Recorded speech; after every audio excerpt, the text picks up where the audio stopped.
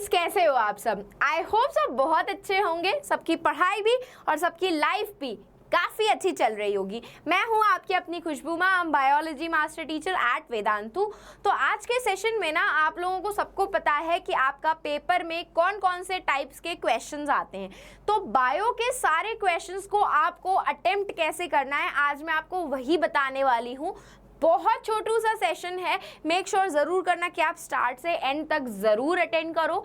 और जो भी मेरे प्यारे से 10th ग्रेडर्स हैं जो अभी रिसेंटली से 9th से 10th में गए हैं, उनके लिए वेदांतु एक बहुत अच्छा सा बैच लेकर के आया है, दैट इज़ द आकार बैच, जिसको आप ज्वाइन कर सकते हो इस तरीके से, बस सेशन के डिस्क्रिप्शन बॉक्स में विजिट करके। क्योंकि इसी बैच में आपके जो भी प्रॉब्लम्स हैं, जो भी बुक्स आपको चाहिए होते हैं, जो भी रिसोर्सेज चाहिए होते हैं, वो सब आपको मिल सकते हैं बस इस एक पर्टिकुलर बैच को लेकर के। आपको अलग से कुछ भी लेने की जरूरत नहीं पड़ेगी। और बात करें लाइव क्लासेस की, तो हम ही होंगे जो आपको पढ़ा रहे होंगे इस लाइव क्लासेस में। आप हमसे भी पहले 9th में पढ़ चुके हो, तो अब आपके पास 10th में लाइव हमसे पढ़ने का मौका है, वो भी डाउट्स के साथ जो हम पर्टिकुलरली आपके सॉल्व करेंगे। तो बस बैच को ज्वाइन करने के लिए आपको सेशन के डिस्क्रिप्शन बॉक्स में विजिट करना है, वहां पे एक लिंक गिवन है, उसको आपको क्लिक करना है और कूपन कोड से ये पूरा का पूरा बैच जस्ट ₹1499 का हो जाएगा भाई।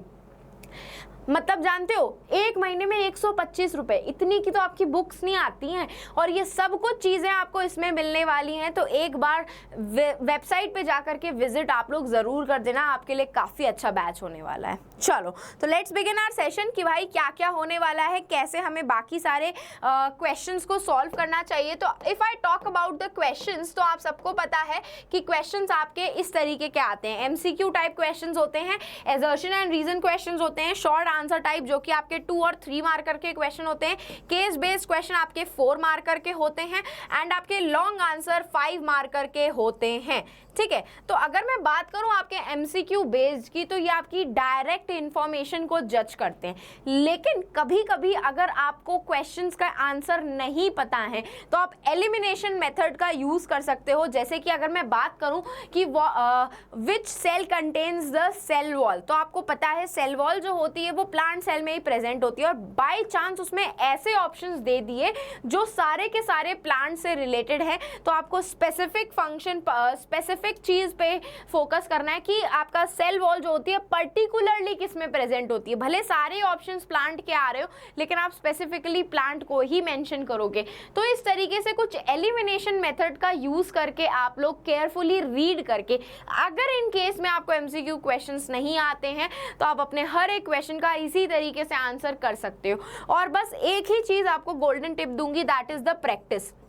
जब भी मैं आपको उमंग सेशंस करवाती हूँ, जब भी जो लेक्चर मैं आपको करवा रही हूँ बायो का, उससे रिलेटेड मैं वीक क्विज भी करवाती हूँ, जिसमें 1 मार्कर क्वेश्चन आपके स्पेसिफिकली होते हैं। तो इसीलिए आपको बोलती हूँ कि कोई भी लेक्चर मिस मत किया करो। उसी लेक्चर में हम इंपॉर्टेंट क्वेश्चंस भी सॉल्व करते हैं और 1 मार्कर के क्वेश्चंस भी प्रैक्टिस करते हैं, जिसको आप लोग ऐसे ही सारे लेक्चर्स में अटेंड करोगे तो आप अच्छे से उसको सॉल्व कर पाओगे। सिमिलरली आपके आते हैं assertion and reason question. Assertion and reason questions ना आपके कॉम्पिटेंसी बेस्ड होते हैं। कॉम्पिटेंसी बेस्ड मतलब होता है आपके कंसेप्ट बेस्ड क्वेश्चन। अगर आपको इस पर्टिकुलर चैप्टर का, पर्टिकुलर सब्जेक्ट का, पर्टिकुलर टॉपिक का कंसेप्ट पता होगा कि वो आपको बताने की कोशिश क्या कर रहा है, कि मैंने बोला अमीबा जो होता है it uses its entire body to engulf the food, है ना, और उसके नीचे मैंने उसका रीजन दे दिया कि amoeba uses the process of endocytosis to engulf the food. अब ये दोनों ही स्टेटमेंट करेक्ट हैं आपके, और ये स्टेटमेंट आपको करेक्ट कैसे पता चले, जब आपने अमीबा के प्रोसेस एंडोसाइटोसिस के बारे में पढ़ा। तो ऐसे में क्या होता है, ये क्वेश्चन सॉल्व करने के लिए आपको बिकॉज की जरूरत पड़ती है, कंसेप्ट की जरूरत होती है। तो इसीलिए आपको सारे उमंग के लेक्चर्स ठीक से अटेंड करने हैं, ताकि आप इन सारे असर्शन एंड रीजन क्वेश्चंस को आराम से सॉल्व कर सको, और वो आप तभी सॉल्व कर पाओगे वो आप तभी सॉल्व कर पाओगे जब आपको उस पर्टिकुलर टॉपिक, पर्टिकुलर चैप्टर के कंसेप्ट क्लियर होंगे, ठीक है। सिमिलरली ऐसे ही आपके शॉर्ट आंसर टाइप क्वेश्चंस होते हैं जो आपके मैक्स टू मैक्स 2 और 3 मार्क्स के क्वेश्चन होते हैं। अब मैं आपको एक बात बता दूं, ये 2 और 3 मार्कर्स के जो क्वेश्चन होते हैं ना, it gonna be tricky questions. ये ट्रिकी क्वेश्चंस होते हैं। कैसे क्वेश्चंस होते हैं? It will be tricky questions जो आपके घुमा फिरा करके आपसे क्वेश्चंस पूछता है। जैसे कि मैंने आपको फंडामेंटल यूनिट ऑफ लाइफ में बताया है कि माइटोकॉन्ड्रिया और क्लोरोप्लास्ट को हम सेमी ऑटोनॉमस ऑर्गेनेल्स बोलते हैं। अब उसका रीजन आपको पता है क्यों? क्योंकि आपने वो चैप्टर ठीक से पढ़ा। तो ट्रिकी क्वेश्चंस आप तभी सॉल्व कर पाओगे जब आपको चैप्टर अच्छे से आता होगा। तो यहाँ पे भी वही चीज लागू होती है। ये ट्रिकी क्वेश्चन में आपको up to the mark answer देना पड़ता है 20 to 30 वर्ड्स में, 2 लाइन में, 2 पॉइंटर्स में या मैक्स टू मैक्स 3 पॉइंटर्स में। इससे ज्यादा आप एक्सटेंड नहीं कर सकते हो, ठीक है। तो इन क्वेश्चंस को सॉल्व करने के लिए अगेन आपको चैप्टर को अच्छे से सेल्फ स्टडी भी करना पड़ेगा, और जब मैं वो चैप्टर्स पढ़ा रही हूं आपको वो भी आने चाहिए, ठीक है, वो भी आने चाहिए। नेक्स्ट क्वेश्चन की बात करूं तो मैंने आपको बताया ही था केस बेस्ड क्वेश्चन आपके 4 मार्कर क्वेश्चंस होते हैं। They are of 4 marker.